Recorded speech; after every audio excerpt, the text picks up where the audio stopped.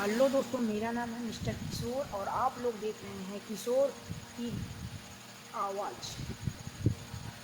तो दोस्तों, आज मैं आप लोगों के लिए एक स्टोरी रखने वाला हूँ। यार, इस वीडियो को लाइक कर देना, ठीक है, एंड चैनल को सब्सक्राइब कर लेना। तो बहुत ही अच्छा स्टोरी है, इससे समाज में अच्छा प्रभाव पड़ेगा, इसलिए मैंने यह स्टोरी आप लोगों के समक्ष रखा हुआ है। इस वीडियो को शेयर जरूर करना। इस वीडियो का जो ये कहानी बनाने जा रहा हूँ उसका नाम है, टाइटल है लालची नौकर। तो बहुत से ऐसे लोग होते हैं जो लालच में आकर जो नहीं करना होता वो भी कर जाते हैं। ये कहानी से बहुत ही अच्छा असर आप लोगों को पड़ने वाला है।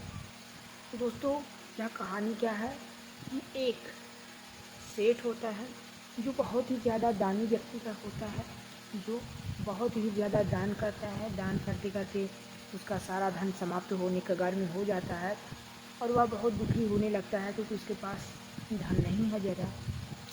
तो उसी के यहाँ एक नौकर काम कर रहा होता है।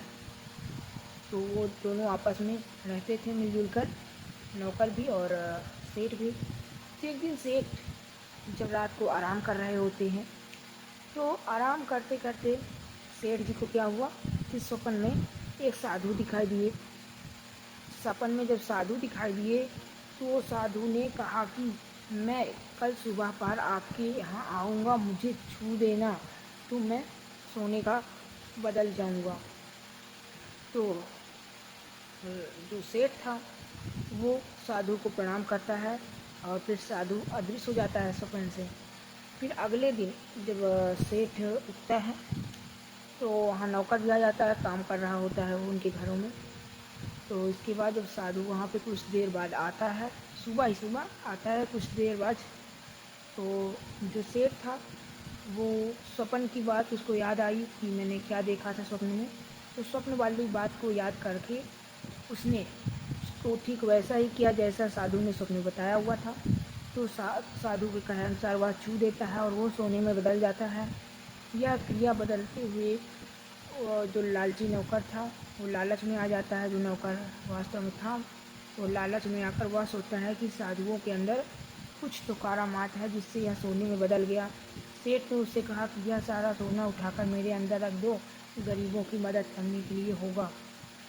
इसके बाद जब काम करने के बाद वह घर जाता है, तो घर जाने के बाद वह सोचता है साधु के अंदर कुछ तो करामात होता है। वह साधुओं को आमंत्रण में बुलाता है और आमंत्रण में बुलाने के बाद उनको एक कमरे के अंदर ले जाता है और छूने लगता है। तो वो साधु तो बड़े उसको गौर से देख रहे थे कर क्या रहा है।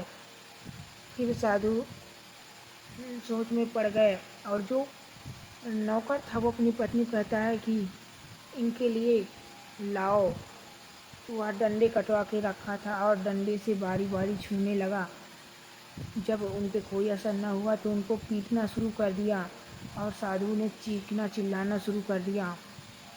गांव वाले टूट पड़े, कई साधु गिर गए, घायल भी हो गए और कई साधु वहाँ पे वो हो गए, मृत भी हो गई साधुओं की। तो कुछ ऐसा कहानी है कि इस कहानी से हमें यह सीख मिलती है कि लालच में आकर हमें कुछ भी नहीं करना चाहिए। कहानी कैसी लगी आप लोग कमेंट में ज़रूर बताइएगा। थैंक यू, शुक्रिया।